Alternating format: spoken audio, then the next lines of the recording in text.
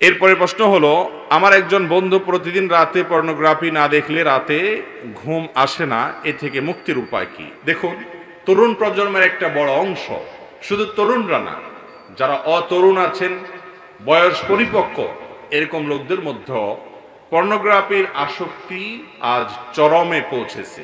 ঘরে ঘরে জনে জনে এই রোগটা, এমনকি পুরুষদের পাশাপাশি নারীদের মধ্যেও ভাইরা আমার ভেতরে ভেতরে আমাদেরকে শেষ করে দিচ্ছে। এই পর্নোগ্রাফির কারণে, এই সমস্ত বাজে নেশা এবং এডিকশনের কারণে ঘরে ঘরে স্বামী স্ত্রীর মধ্যে কোনো ভালোবাসা নাই, সম্প্রীতি নেই। যারা এগুলোতে আসক্ত হয়, সবচেয়ে নগদ শাস্তি হলো তাদের দাম্পত্য জীবনের সুখ শান্তি প্রায় অলমোস্ট হারাম হয়ে যায়। যে যুবক পর্নোগ্রাফি দেখতে দেখতে দেখতে দেখতে সে ক্লান্ত, এটা তার মধ্যে নেশায় পরিণত হয়ে গেছে, তার উপর আল্লাহর পক্ষ থেকে সবচেয়ে বড় শাস্তি হলো দাম্পত্য জীবনে স্ত্রীর সাথে তার কোনো ভালোবাসা হয় না। এটা অভিজ্ঞতা প্রমাণ করে, অসংখ্য অজস্র অভিজ্ঞতা এর জন্য রয়েছে। বিধায় পর্নোগ্রাফির ভয়াবহ ক্ষতিকর দিকগুলো আমাদেরকে আগে বুঝতে হবে এবং এর মাধ্যমে নগদ লাভ করা, নগদ সাময়িক সময়ের সুখ বা তৃপ্তি লাভ করার সুযোগ থাকলেও পরোক্ষ নেই।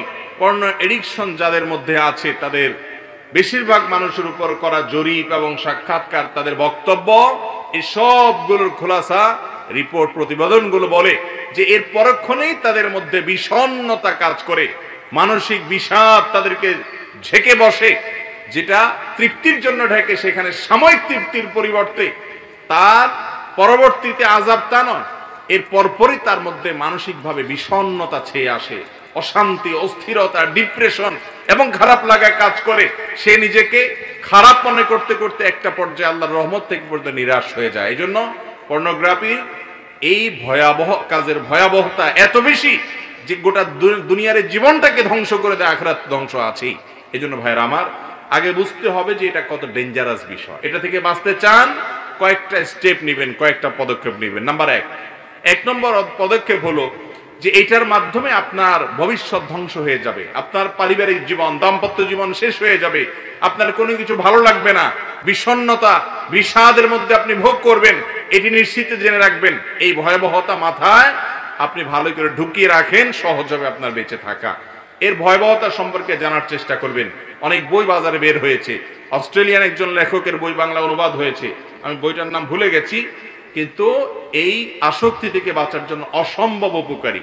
সে বইটা সহ আরো যে সমস্ত বই আছে পড়তে পারেন। নাম্বার 2, মোবাইলে যে সমস্ত ডিভাইসের মাধ্যমে হারাম জিনিস দেখার অভ্যাস আছে, সেই সমস্ত ডিভাইসগুলোতে ফরম্যাট দিয়ে ফেলেন।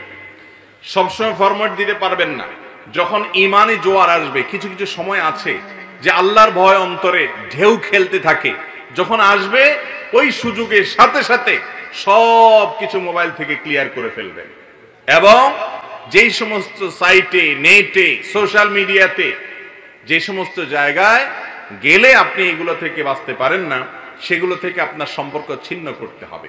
এবং বেশি না, মাদকাসক্ত মানুষকে যেরকম একটা সময় মাদক নিরাময় কেন্দ্রে নিয়ে রাখলে এবং বিশেষভাবে ট্রিটমেন্ট করলে সে মাদক আসক্তি থেকে বেরিয়ে আসতে পারে, এই পর্ণ আসক্তি, এডিকশন যাদের মধ্যে আছে, তাদেরও বের হয়ে আসার জন্য সামান্য কিছুদিন একটু স্ট্রাগল করতে হবে। কথার কথা, নেট আছে এরকম মোবাইলের সাথে আপনি সংবিচ্ছিন্ন করলেন, আপনি বাটনওয়ালা কম দামের ছোট একটা মোবাইল নিলেন শুধুমাত্র কল ধরা এবং কল করার জন্য, নেট থেকে বিচ্ছিন্ন থাকবেন বেশি না 1-1.5 মাস 2 মাস, বা যার যতটুকু তৌফিকে কুলা। এর মাধ্যমে দেখবেন আস্তে আস্তে আস্তে আস্তে আপনার মাথা থেকে এটা ঝেড়ে চলে যাবে। এটা একেবারে নিশ্চিত। যদি আপনি 1-2 মাস অন্তত যে সমস্ত মোবাইলের কারণে, যে সমস্ত ডিভাইসের কারণে, যে সমস্ত নেটের পেজের সাথে আপনার কানেকশনের কারণে পর্ণ আসক্তি আপনার মধ্যে আছে, এগুলো দেখার সুযোগ তৈরি হয়, সেগুলো থেকে আপনি নিজেকে বিচ্ছিন্ন করে ফেলেন, দেখবেন 1-2 মাস পরে আপনার মধ্যে নেশা থাকছে না, ইনশাআল্লাহ নেশা পরিবর্তন হবে। তবে এর পাশাপাশি তৃতীয় যে কাজটি করতে হবে তা হলো সোহবতে সালেহ বা নেককারদের সান্নিধ্য। বিশেষ করে জেনা এবং জেনা জাতীয় যে অপকর্ম আছে, এই যে পর্ণ আসক্তি, এটা চোখের জেনা। নবী করিম সাল্লাল্লাহু আলাইহি সাল্লাম বলেছেন, জেনাল আইনি আন নজর, চোখের জেনা হলো চোখ দিয়ে দেখা। আপনি যতক্ষণ দেখছেন ততক্ষণ আপনি জেনা করছেন। আর জেনা এমন একটা অপরাধ লা ইয়াজনি জানি হিনা ইয়াজনি ওয়া মুমিন। ঈমানদার যদি জিনায় লিপ্ত হয় তাহলে যতক্ষণ সে জিনায় থাকে ততক্ষণ তার থেকে ঈমানকে ছিনিয়ে নেওয়া হয়, ততক্ষণ সে মুসলমান থাকে না, ঈমানদার থাকে না। এরপরে সেখান থেকে সে ফিরে আসার পরে তার মধ্যে ঈমান আবার আসে। এত ডেঞ্জারাস অপরাধ। এজন্য অপরাধ করতে করতে মওত হলে বেঈমান হয়ে মৃত্যুবরণ করার আশঙ্কা আছে। এজন্য সোহবতে সালেহ বা আল্লাহর নেককার বান্দা, আমলদার, খাঁটি ঈমানদার। আপনি যুবক, অনেক যুবক আছেন, পরিমাণে কম হলেও আছে, যারা 5 ওয়াক্ত নামাজ শুধু পড়েন তা নয়, সকল হারাম থেকে বেঁচে থাকার চেষ্টা করেন। তাদের সাথে বন্ধুতা করবেন, তাদের সাথে যোগাযোগ রাখবেন, তাদের সাথে আপনি যত বেশি উঠা বসা করবেন, নেককারদের সোহবতে যত বেশি যাবেন, তত বেশি দেখবেন ভালো পরিবেশে গেলে আপনার মধ্যে এডিকশন কমতে থাকবে ইনশাআল্লাহ। নাম্বার 4 নম্বর, পর্ণ আসক্তি থেকে মুক্তি লাভের জন্য বিশেষভাবে আপনাকে নির্জনতা পরিহার করতে হবে। মাস্টারবেশনের যে বদভ্যাস, হস্তমৈথুনের যে বদভ্যাস, সেখান থেকেও মুক্তি লাভের জন্য এই ফর্মুলাগুলো অত্যন্ত কার্যকর। আমি ব্যক্তিগতভাবে বহু যুবকের কথা জানি, যে যুবকরা হয়তো তাদের এই সমস্ত পাপাচারে লিপ্ত ছিলেন, কিন্তু একটা সময় তারা এই পরামর্শগুলো মেনে তাদের জীবনকে পরিবর্তন করেছেন, আলহামদুলিল্লাহ। অতএব 4 নম্বরে আমলটা, মাস্টারবেশনে যারা আসক্ত এবং যারা পর্নোগ্রাফিতে আসক্ত তাদের জন্য উপকারী, সেটা হলো যে নির্জনতা পরিহার করতে হবে। কারণ এগুলা নির্জনে মানুষ দেখার সুযোগ পায়। যথাসম্ভব একাকী থাকবেন না, মানুষের মধ্যে থাকবেন। যেখানে থাকবেন সেখানে অন্য মানুষ আপনার কক্ষে ঢুকাবেন। যত বেশি নির্জনতা অ্যাভয়েড করতে পারবেন তত বেশি ইজি হবে। আর সবচেয়ে কার্যকর হলো ওইটি যে 2-3 মাস আপনি এইগুলোর যত মাধ্যম আছে এগুলো থেকে দূরে থাকেন। দেখেন আল্লাহ রাব্বুল আলামিন বলেছেন, ওয়ালা তাকরাবুজ জিনা, তোমরা জেনার কাছেও যেও না। কেন বলেছেন? কারণ আল্লাহ জানেন জেনা এমন একটা পাপ যে কাছে গেলে পতিত হয়। আপনি যদি সোশ্যাল মিডিয়ার মাধ্যমে এই এডিকশনটা আপনার মধ্যে এসে থাকে, তাহলে সোশ্যাল মিডিয়া থেকে দূরে যেতে হবে, জেনা থেকে দূরে যেতে হবে, তাহলে আপনি রক্ষা পাবেন। আপনি ওখানে থেকে নিজেকে বাঁচিয়ে রাখাটা কঠিন। এজন্য যেই ডিভাইসে এগুলো আছে সেই ডিভাইস পরিবর্তন করা, নেট থেকে দূরে সরে আসা, এগুলো জরুরি। তো 4 নম্বর যে আমলটা বলেছিলাম যে নির্জনতা পরিহার, আর 5 নম্বর হলো আল্লাহর কাছে বিশেষভাবে পানাহ চাওয়া, আল্লাহর কাছে বিশেষভাবে দোয়া চাওয়া যে আল্লাহ আপনি আমাকে রক্ষা করেন এবং হেফাজত করেন। কোন মুসলমানের যদি হিম্মত থাকে যে আমি বদভ্যাস ছাড়বো, আল্লাহর জমিনে এমন কোন বদভ্যাস নাই, এমন কোন খারাপ কাজ নাই যেটা মানুষ ছাড়তে পারে না।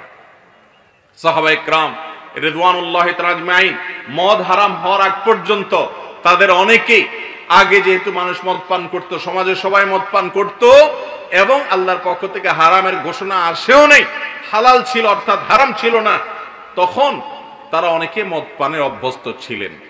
কিন্তু যখন হারাম ঘোষণা আসলো, সঙ্গে সঙ্গে মদের সমস্ত ভার তারা ছুঁড়ে ফেলে দিল। দীর্ঘদিনের বদভ্যাস তারা ত্যাগ করতে তাদের সময় লাগেনি সেরকম বেশি।